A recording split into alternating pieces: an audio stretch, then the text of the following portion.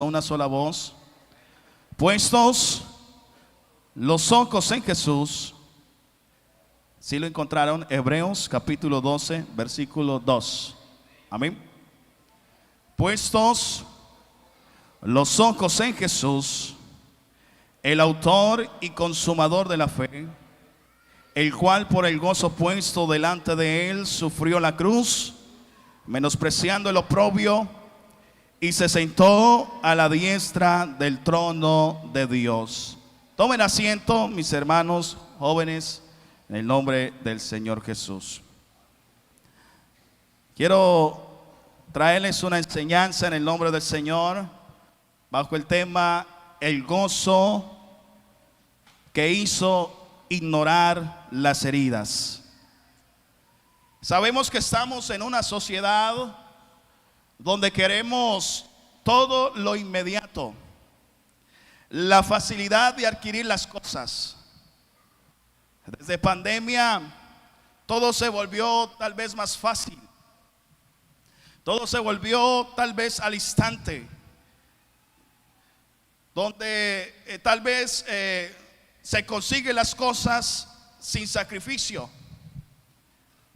En pandemia, con solo una llamada llegaba el mercado a la casa. Ya pagábamos los servicios, todo por internet. Inclusive el trabajo ya lo hacíamos desde casa. Todo se convirtió muy fácil y fácil de adquirir las cosas. En la época o en la educación se ha venido acelerando. Ya se habla entonces, yo quiero trabajar, yo quiero estudiar y terminar mis estudios de una manera acelerada. Queremos terminar rápido nuestros estudios, no solamente secundarios, sino también los universitarios. Entonces ya hay carreras a distancia, inclusive ya hay universidades donde te homologan cantidad de cosas que hiciste en Colombia. Inclusive si tú mientras estás en la escuela, en la secundaria, estás haciendo un técnico en el SENA, la universidad te homologa una cantidad de semestres para poder agilizar ese proceso y tener tu profesión en menos tiempo. El servicio a domicilio se ha extendido y la comida chatarra está extensa. La tecnología nos ha simplificado tanto la vida que no queremos nada que no sea de control remoto. Si queremos un televisor, quiero tener mi control remoto para la comodidad de mi sala o la comodidad de mi alcoba, no levantarme. En tiempos pasados, bueno, a mí me tocó.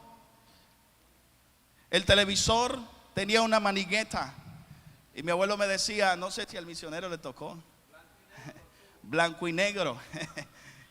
Y mi abuelo decía, levántese y páselo. Uno se levantaba y cuando se le iba la señal, vaya, mueva la antena. Y uno movía la antena. Y uno gritaba desde allá, ¿tiene imagen ya? No, siga y mueva. Y medio daba imagen, ya dio imagen. Y uno la soltaba y se dañaba otra vez. ¿Y qué le decían a uno? Quédese ahí mientras veo las noticias. Y queremos todo fácil desde la comodidad de nuestra casa. Si no tiene control remoto, no me sirve. Si no tiene la facilidad de las cosas, no me sirve. Con ella nos ahorramos tiempo, nos ahorramos el caminar, el levantarnos de la comodidad del sofá o de la cama. Si pudiéramos conseguir todo con un solo mover los dedos, nadie se esforzaría sin dar clic, un doble clic. Todo aquí seríamos tal vez profesionales si dijéramos, yo quiero ser ingeniero, yo quiero ser médico. Y no queremos esforzarnos. Sin embargo, sabemos que los esfuerzos y sacrificios que hagamos en la vida tienen razón de ser en la consecuencia a lo que conlleva.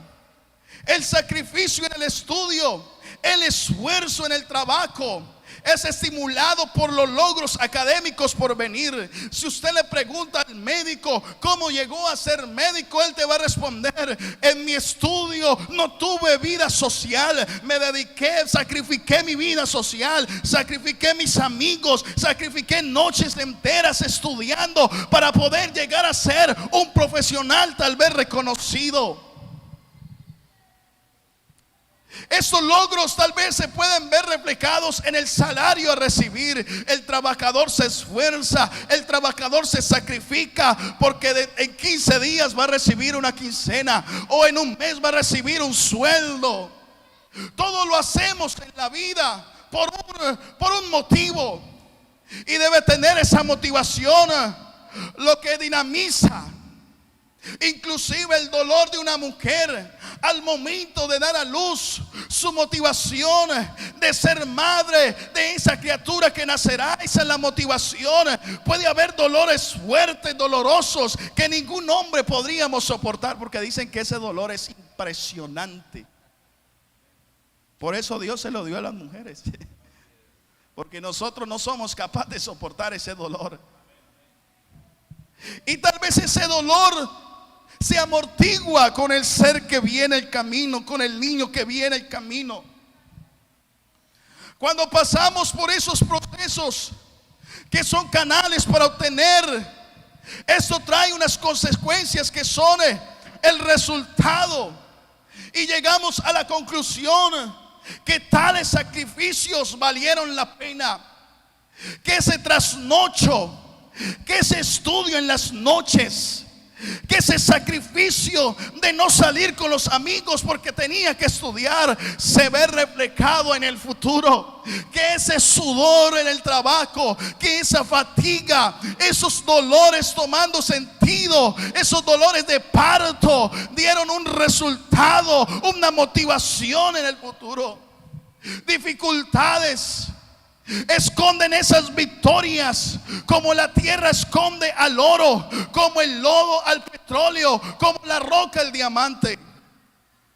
Tal vez por eso muchos desprecian el evangelio, por los sacrificios que este mismo reviste. Y es más fácil morir y esperar que esperar entonces una oración para que lo salve. Pastor, murió Julanito de tal, haga una oración para que se salve. Pero después de la muerte ya no hay esperanza. Después de la muerte ya no hay transformación para el que ha morido, el que ha muerto sin Cristo.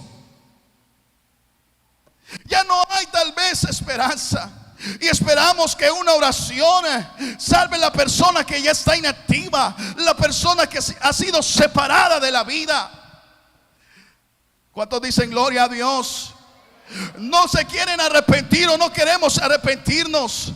No queremos ser transformados por este evangelio, por este nombre que es sobre todo nombre, el nombre de Jesús. No queremos dedicar nuestra vida entera al servicio de Dios, sabiendo que Él es el todo. Él es el dueño de los cielos, Él es el dueño de la tierra, Él es el dueño del oro, Él es el dueño de la plata, Él es el dueño de tu vida, Él es el dueño de mi vida. Él es el dueño de todo.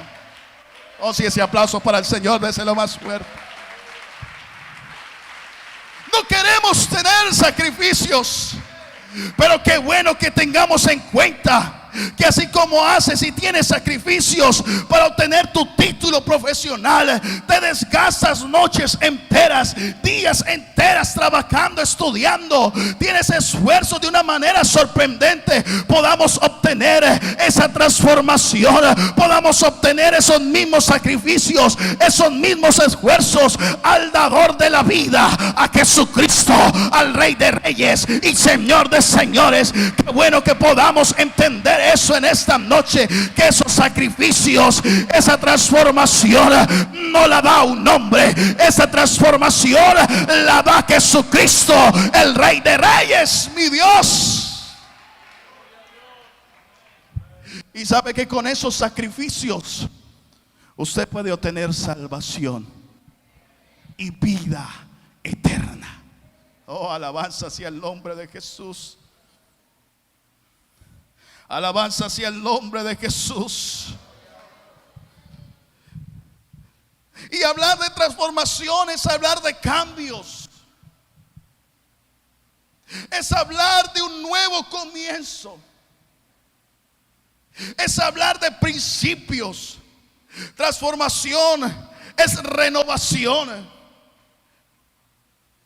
El televisor produjo una transformación a medida del tiempo.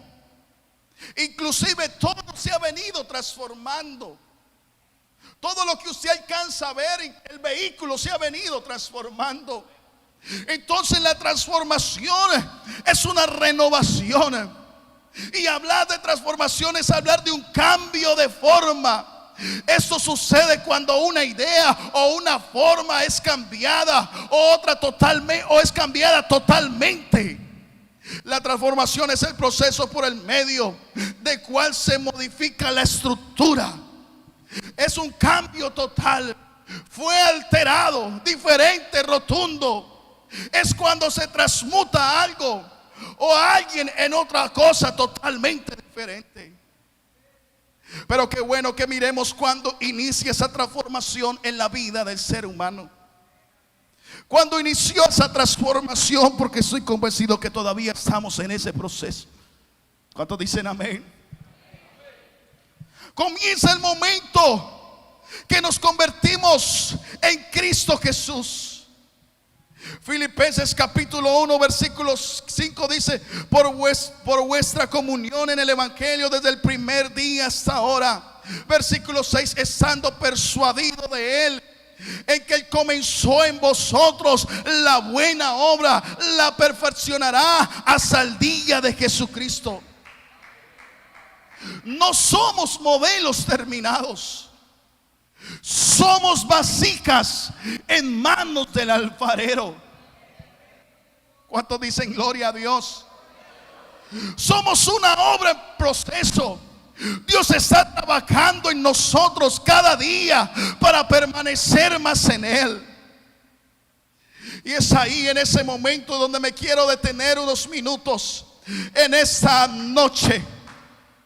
Porque las características sobresalientes del cristiano es que tiene vida, y no la vida común que nosotros conocemos, la vida natural, la vida carnal. No es esa vida, sino es una vida en Dios, engendrada por el Espíritu, que hace nueva creación. Tú eres una nueva creación, tú eres una transformación. Si usted está aquí, es porque la obra del Espíritu Santo te ha transformado, ha cambiado tu pensamiento, ha cambiado tu hablar, ha cambiado tu pensar, inclusive ha cambiado tu vestir, ha cambiado tu manera de caminar, ha cambiado tu manera de hablar. Si tú estás aquí, es porque Dios comenzó a hacer una obra en tu vida, una obra de transformación que viene de perfección a perfección, y seremos perfeccionados cuando Jesucristo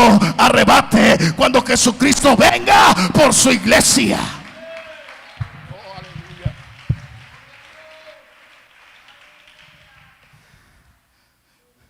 Pero ese gozo que hizo ignorar las heridas, ¿cómo llegó ese gozo que hizo ignorar las heridas a tener en mí una transformación? Pero mire lo que Dios hizo en la cruz. Eso no fue fácil para que tú te gozaras hoy de una hermosa nueva vida. La cruz lleva a sí mismo la idea del sacrificio, del esfuerzo, del dolor, sufrimiento. Por eso mucho antes sus angustias y querellas han dicho que están cargadas en la cruz. Hay algo maravilloso que en la cruz se escondía. Que se escondía en la cruz es el gozo. Por eso hablar de gozo que escondía la cruz por sí misma es una especie de incoherencia. Tal vez usted puede decir: ¿cómo va a tener relación el gozo con el sufrimiento? ¿Cómo va a tener esa relación el sufrimiento, el gozo? ¿Cómo me va a decir que Jesús tenía gozo sabiendo que estaba sufriendo, estaba padeciendo, estaba llevando el pecado de la humanidad entera? Alabanza hacia el nombre de Jesús. Espero que me estén entendiendo en esta noche. Son como el agua y el aceite. Es imposible mezclarlos. ¿Cómo es posible que en la cruz, donde hay dolor, sufrimiento, pueda haber gozo? Sin embargo, en la lógica bíblica, no solo son compatibles, sino que su unión resulta indispensable a la hora de comprender la espiritualidad cristiana. En torno a la cruz hay un evangelio sin en torno a la cruz no hay evangelio sin cruz, no hay evangelio sin sacrificio, no hay evangelio sin sufrimiento, no hay gozo si Jesucristo no padeció en la cruz del Calvario, no hay alegría si Jesucristo no llevó todos nuestros pecados en la cruz del Calvario, no hubiese transformación si Jesús no hubiera sido crucificado. Alabanza hacia el nombre de Jesús. Alabanza hacia el nombre de Jesús. Hemos dicho que la muerte de la cruz era la muerte más deshonrosa que el hombre puede tener. La crucificación era un antiguo método romano de tortura y ejecución. Consistía en movilizar, clavando o atando a la víctima, generalmente desnuda, una cruz hecha de madera, donde permanecía colgado hasta que llegara la muerte y muriera en aquel lugar. Habitualmente se ataba el ladrón o el redo. ¿Quién es un redo? Un redo es una persona que ha de ser castigada por haber incurrido en un hecho ilícito. Entonces el redo es atado a la cruz, siendo la crucificación con clavos reservada para cosas de mucha gravedad o castigos ejemplares.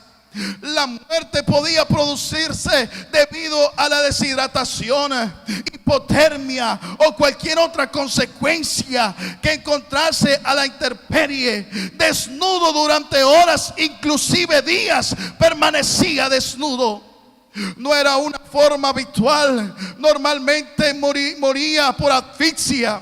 Al ahogarse no podía soportar el peso de su propio cuerpo. Quedaban colgados en sus brazos, inmovilizados a un listón horizontal en la cruz. Dicho peso causaba que los pulmones no pudieran trabajar correctamente y se encharcaban, provocando la muerte por asfixia. Debido a la posición estirada del cuerpo, los pulmones quedaban comprimidos. La víctima se levantaba, tal vez apoyándose en los clavos que sustentaban sus pies y sus muñecas, consiguiendo tal vez respirar un poco, aunque a costa de un dolor intenso. Cada movimiento iba debilitando a aquella persona que estaba siendo crucificada. Consigue respirar tal vez un poco, pero ese dolor era incansable, ese dolor era insoportable, lo debilitaba progresivamente hasta que finalmente no podía incorporarse nuevamente y tal vez se asfixiaba y se ahogaba. Pero Jesús, nuestro Salvador, era consciente de todo esto. Es seguro que para Jesús, que el desprecio, la humillación, el maltrato producido frente a la cruz no presentaba ningún gozo alguno. Él habló de su cuerpo que sería partido, habló de su sangre derramada, de su padecer mucho, de ser levantado. Isaías dice: como cordero fue llevado al matadero. Entre otros, en varias ocasiones le dijo que habría de ser crucificado. Y la palabra del Señor en Mateo 26:2 dice: sabéis, le da el anuncio a sus discípulos, sabéis que dentro de 2 días se celebra la Pascua. El Hijo del Hombre será entregado para ser crucificado. Le estaba anunciando a sus hombres diciendo: voy a ser crucificado, seré entregado para que la humanidad entera fuese transformada y tuviera libertad para adorarlo.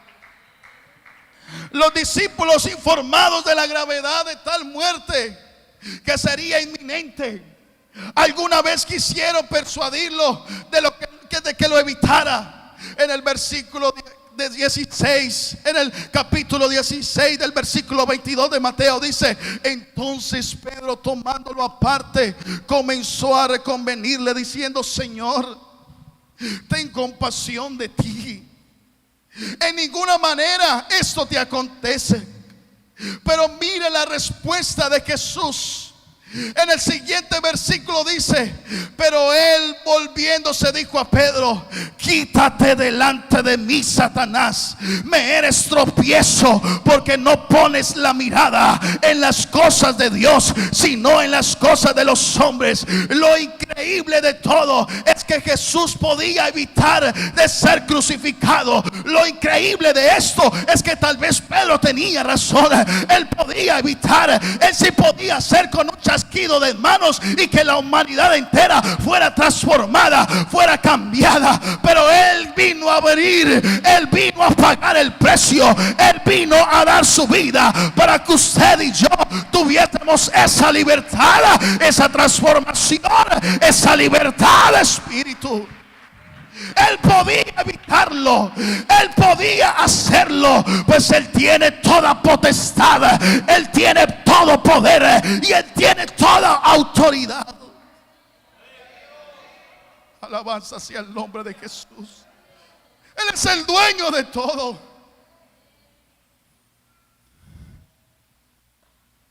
Pero ¿por qué no evitó el sacrificio? El escritor en los Hebreos habla de una motivación oculta a la que llama el gozo puesto delante de él. En la cruz, colgado, desnudo, quemándose bajo el celo del sol, en la cruel Calvario, ahí en ese monte, Jesús tenía gozo, porque mientras estaba allá, había un pueblo que estaba recibiendo la transformación, la libertad de su espíritu. En medio del clamor de una multitud, tal vez uno diciendo: ten compasión, oh, él no ha hecho nada, él ha hecho eso. Otros diciendo: crucifíquenlo, mátenlo, que sufra. Él en su interior tenía gozo, porque el pueblo, su creación, sus hijos estaban recibiendo una transformación. Oh, había gozo, había un legado visible, había gozo al morir en medio de dos criminales. Y sabe que eso se refiere entonces al gozo espiritual, un gozo más allá de las circunstancias, una transformación para la humanidad, una motivación oculta que iba más allá de lo visible. Su muerte no hacía pronosticar nada en el futuro, parecía ser el final de todo. Tal vez muchos dirían: oh, murió Jesús, murió el Mesías, murió el Maestro, ya no hay nada que hacer. Yo me imagino que hasta los mismos discípulos dijeron: ya se acabó todo, ya no habrá esperanza, ya no hay nada que hacer. Parecía el final de todo, un final estruendoso que podía decidir a cualquiera que quisiera seguirlo de no hacerlo. Pero había una expectativa tan fuerte, capaz de hacer ignorar esas heridas, porque Jesucristo ahí sufriendo, ahí tal vez en el matadero, descendió, bajó su mirada y ha muerto. Tal vez muchos lloraron, pero cuando murió, la tierra se estremeció y su iglesia, el pueblo, sus corderos danzaron de alegría, porque cuando él muere, el velo se rasga en par en par, y no solamente el sacerdote entra, sino todos podemos entrar y podemos glorificar y podemos exaltar y podemos recibir el Rey de Reyes y Señor de Señores. Esa transformación nos hizo libres, esa transformación nos entró al santuario, esa transformación nos hizo para alabanza de su gloria. Por eso Isaías por allá dice: ese pueblo que he creado para mí, mis tus alabanzas publicarán. Y yo estoy convencido que en este lugar, en el país de Panamá, en este campamento Transformados, hay una generación que ha sido transformado, que ha sido lavada por la sangre de Cristo y ha venido a ese campamento a recibir, a entrar al santuario, a darle gloria, a darle honra a aquel que se lo merece. Y nos convertimos en esa vasija en manos del alfarero, porque no somos perfectos. Yo no soy perfecto. El misionero no es perfecto. Si el misionero fuera perfecto, si los pastores fuéramos perfectos, no estuviéramos aquí. Tenemos imperfecciones. Y comienza él a moldear. Hay una rueda donde echa el barro y comienza a levantar una vasija y comienza a moldear. Y puede ser doloroso. Y comienza a mirar, quedó un poco torcida, y vuelve y la desbarata, pero en sus manos, y no lo deja a un lado. Y ese desbarate, hay dolor, hay sufrimiento. Y tal vez uno se pregunta: Señor, ¿por qué? ¿Por qué permites eso? ¿Por qué me está pasando esto? Pero tal vez no entendemos y comprendemos que hay un Dios que es el alfarero, que está moldeando tu vida, está moldeando tu vasija, está haciendo a alguien de ti una perfección, algo extraordinario. Y vuelve a levantarte, pero comienza esa vasija a dar vueltas. Pero por allá encontró una piedrita, y el maestro, el alfarero, dice: esa piedra no se puede quitar, no se puede quedar ahí. Esa piedra hay que quitarla de ahí, porque esa piedra puede ser el fracaso. Esa piedra puede ser que dañe la estructura. Esa piedra puede quebrar la vasija. Con sus manos quita la piedra de esa vasija. Y ese quitar esa piedra es como un clavo en nuestra vida. Es muy doloroso. Y volvemos y preguntamos: Señor, ¿pero por qué permites eso?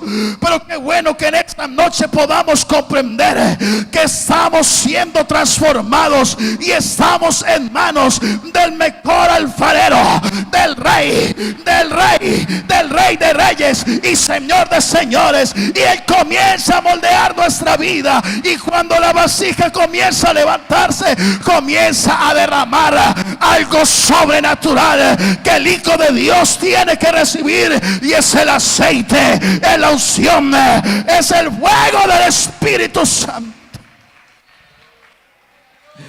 Colóquese en pie en esta noche. Yo no voy a predicar más, pero yo estoy convencido que tú eres transformado por Cristo. Y estamos iniciando un campamento maravilloso. Y mañana habrá una palabra maravillosa. Y estoy convencido que Dios va a hacer algo de ti diferente. Pero te pregunto: ¿estás dispuesto a recibir de Dios? ¿Cuál es tu actitud? ¿A qué has venido? Tal vez viniste porque hace muchos años no te reúnes con tus amigos de otras congregaciones, de otras provincias. Tal vez viniste a hacer relaciones de amistades, no sé. Pero qué bueno que en esta noche tú hayas venido. Y si no, que desde este instante te concentres y tengas la mejor actitud. Yo he venido a ser transformado por Jesucristo. Yo quiero salir con mi vasija transformada. Yo quiero salir con mi vasija rebosando de aceite. Yo quiero salir de aquí en la dimensión del Espíritu, que donde vaya, donde camine, la gente tenga que ver y tenga que preguntar: ¿qué es lo que tiene ese joven? ¿Qué es lo que tiene esa dama? ¿Qué es lo que tiene esa señorita? ¿Qué es lo que tiene ese caballero? Y usted puede decir, como dijo el apóstol: ya no vivo yo, mas Cristo vive en mí. Porque lo que tú tienes no es algo normal. Lo que tú tienes no es un poder natural. Lo que tú tienes es poder de Dios. Lo que tiene esta iglesia es el mismo Dios en nosotros. Oh, aleluya. Si ese aplauso es para el Señor, déselo más fuerte. Si ese alabanza es para el Señor, déselo más fuerte. Si ese alabanza para el Señor, désela más fuerte. Yo he venido a gozarme. Yo he venido a deleitarme. Yo vengo de una semana bastante trabajo, tal vez cansado, fatigado de mi garganta, pero yo le dije: Señor, tú me has traído aquí es porque he venido a deleitarme en tu presencia. Y yo quiero irme de aquí para Colombia transformado, renovado en el Espíritu. Que yo llegue a Colombia y pueda hablar con seguridad, y pueda hablar y pueda testificar lo que Dios hizo allá en Yavisa, en el Darién, y lo que Dios va a hacer en ese campamento aquí en San Carlos transformado. Y pueda decir: allá en Yavisa vimos jóvenes, vimos adolescentes, vimos niños hablando en nuevas lenguas. Y yo puedo decir: en San Carlos vimos adolescentes, vimos jóvenes, vimos adolescentes, ancianos renovados, revestidos, transformados por la sangre del Cordero. ¿Cuál es tu actitud? ¿Cuál es tu actitud? ¿Cuál es tu actitud? ¿Cuál es tu actitud?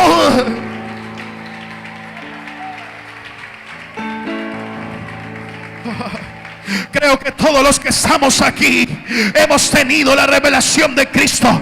Todos los que estamos aquí hemos recibido de Dios. Y si tú has recibido de Dios, sabe a qué has venido aquí. Tú no viniste a ocupar un puesto, tú no viniste a ocupar una cama, tú no viniste a nada de eso. Tú viniste a gozarse, a llenarte, a regocijarte, a renovarte, a transformar tu vida.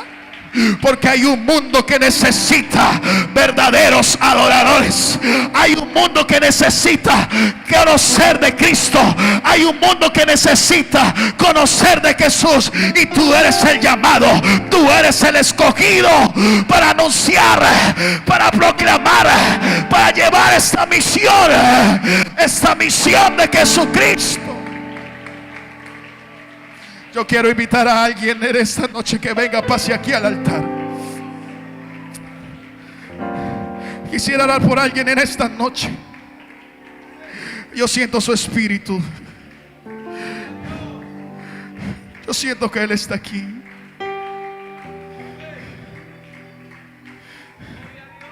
Tal vez viniste con otra mentalidad diferente. Tal vez viniste diciendo: este será mi último campamento y no volveré más a la iglesia. Tal vez viniste diciendo: yo voy a ir, pero por ir, porque me están obligando, porque me están diciendo. Pero tú viniste aquí porque hay un propósito de parte de Dios. En Dios no hay casualidades, en Dios hay propósitos. Y tú eres un propósito, tú eres un propósito, tú eres un propósito, tú eres un propósito, tú eres un propósito, tú eres un propósito, tú eres un propósito. Y aunque el enemigo quiera robarte, aunque el enemigo quiera destruirte, aunque el enemigo quiera derribarte, tú puedes levantarte confiadamente como se levantó David. Tú vienes con espada, lanza y jabalina, mas yo vengo contra ti en el nombre de Jehová de los ejércitos. Y cuando Satanás escuche este nombre, que es sobre todo nombre, Satanás tiembla, él tiene miedo. porque el infierno sobre esta iglesia no puede prevalecer más.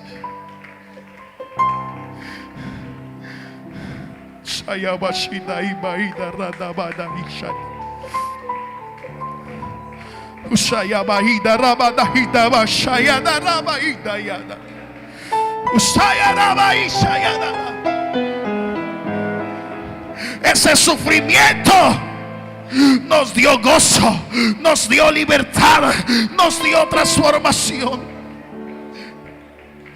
Disfrute lo que Dios te ha dado. Disfrute de las bendiciones de Dios. Disfruta de tu vida. Disfruta de tu esposo. Disfruta de tu esposa. Disfruta de tus hijos. Disfruta de la revelación de este nombre. Disfruta el congregarte.